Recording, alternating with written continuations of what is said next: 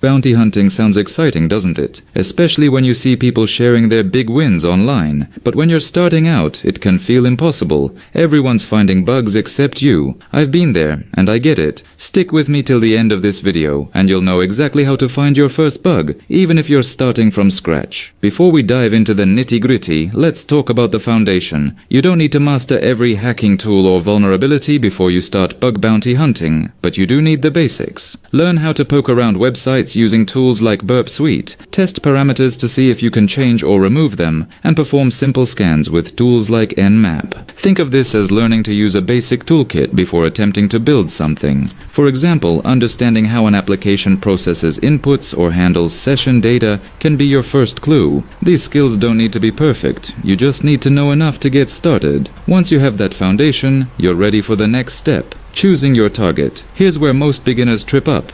They head straight to platforms like HackerOne or BugCrowd, thinking that's where all the action is. But these programs are often picked clean by experienced hackers, leaving you frustrated and stuck in a loop of not finding anything. Instead, start with websites that have vulnerability disclosure programs. These are companies that acknowledge your findings but don't pay bounties. Why? Because most advanced hunters don't bother with them, leaving them as prime targets for beginners. Finding these programs isn't rocket science. You can use Google Docs or save yourself some time by checking out a GitHub repository like Bug Bounty Docs. This repository is a treasure trove for finding vulnerable targets that haven't been tested to death. Once you've identified a few potential websites, don't rush in just yet. There's an art to selecting the right target. Avoid the top search results. The websites that appear on pages 1 or 2 of a Google search are often too secure and actively monitored. Instead, dig a little running tools and hoping for results. It's about having a system. Start with an Nmap scan. Think of this as shining a flashlight into the dark corners of a website. Look for version numbers of services or software running on the server. Cross-reference these version numbers with trusted sources like ExploitDB or Rapid7 to checked by credible sources. After checking for vulnerabilities in the server's configuration, move on to directory brute forcing. This step is often overlooked, but it's where you can find gold, hidden files, backup configurations, or even admin portals. Tools like GoBuster are your best friends here.